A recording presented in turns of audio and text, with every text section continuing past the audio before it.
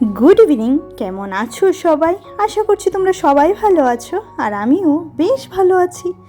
আমার আরও একটা নতুন ব্লগে আবারও তোমাদেরকে স্বাগত জানাচ্ছি। বিকেল এখন বাজে 4:30, চলে এলাম ছাদে। আর এই যে দেখতে পাচ্ছ হাতে নিড়ানি নিয়ে এসেছি, গাছগুলোকে একটু এভাবে করে দিচ্ছি, মাটিগুলোকে মানে নিচের মাটিগুলোকে উপরে আর উপরে মাটিগুলোকে নিচে দিয়ে দিচ্ছি। তাহলে মানে মাটির মধ্যে মাটিগুলা ভালো থাকে আর কি, বা গাছগুলা ভালো থাকে, গাছের শেকড়গুলা খুব ভালো ছড়তে পারে গাছের মানে মাটির মধ্যে। না হলে তো মাটি শক্ত হয়ে গেলে শেকড়গুলাও ছড়তে পারে না আর গাছগুলোও বাড়তে পারে না। তার জন্য এই কাজটা সেরে দেখো একদম রোদ ঠোদ সব শেষ, একদম সন্ধে হয়ে গেছে প্রায়। এখন জামা কাপড় সব মিঠির ছোট ছোট ছোট ছোট জামা কাপড় এবার নিয়ে ঘরে যাব। গিয়ে তারপর আজকে আর এইগুলাকে গুছাতে পারবো না, কারণ আজকে বাড়িতে লোকজন আসবে, তো পরে গুছাবো। কালকে সকালে দেখি সময় পেলে গুছিয়ে নেব। আর যে শাড়ি কাপড় সবই আজকে ধুয়ে দিয়েছি, কারণ দুদিন ঘুরে এসেছি, দুখানা শাড়ি পরেছে তো ধুয়ে দিতে হয়েছে। আর মিঠির তো জানোই এই যে টুকিটাকি জামা কাপড়গুলো, সেগুলো ধুতে ধুতেই সারাটা দিন শেষ। মানে সেগুলো ধোবো কি, মেলতে মেলতে মানে অবস্থা কাহিল হয়ে যায়, ছোট ছোট না, তার জন্য। আর ওরও কিছু ড্রেস পরেছিল, সবই আজকে প্রায় ধোয়া হয়েছে। বালতিটা নিয়ে তো উপরে আসতে অনেকটাই কষ্ট হচ্ছিল, আর এই একই কষ্ট হচ্ছিল যখন কাপড়গুলো নিয়ে ছাদ থেকে আসছিলাম। ওই দেখো অনেকগুলো কাপড় পড়েছে, প্রায় একটা চেয়ার ভর্তি। তো এখানে এবার সন্ধ্যার কাজটা সেরে নিচ্ছি। সন্ধ্যার কাজ বলতে ঘরটা ঝাড়ু দিয়ে সন্ধ্যা দিয়ে নেব, পুজো দিয়ে নেব। আর আজকে মামি আসবে, তোমাদের গত ব্লগে হয়তো বা বলেছিলাম যে মেজো মামি এখানেই আছে বোনের বাড়িতে, তো মামি আর মামাতো বোন ছোটোটা আসবে। এটা হচ্ছে তখন রাত্র বাজে 9:30, আর আমি এখানে চিকেনটা রান্না করছি। চিকেনটা একটু ক্যাপসিকাম দিয়েছিলাম চিকেনটার মধ্যে, তো চিকেনটা রান্না করব। আর এদিকে ভাতটা বসিয়েছি, আর ওই যে শুটকি মাছ সেটার ভর্তা হবে। তো এই হবে আজকে আমাদের রাত্রের খানা পিনা।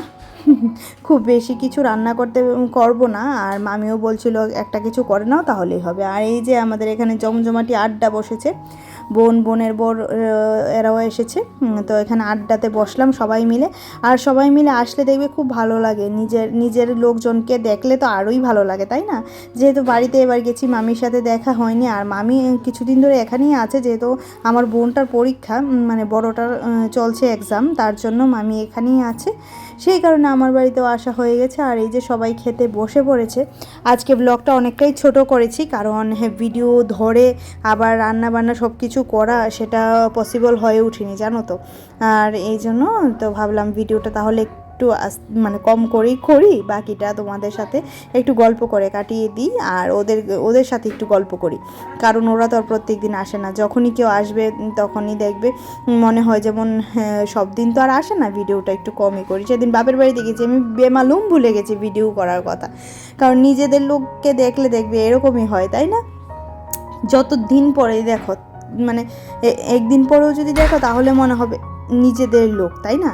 তার জন্য এবার দেখো বাসনপত্র মেজে নিচ্ছি। আর এখন ঘড়িতে বাজে অনেকটা রাত, প্রায় 12টা বাজে, হ্যাঁ 12টা বেজে গেছে। বোন চলে গেছে, বোন আর বোনের বোর চলে গেছে, আর মামি আর ছোটো বোন রয়েছে। মামি সকালে চলে যাবে, ছোটো বোনটা কালকে বিকেলে যাবে।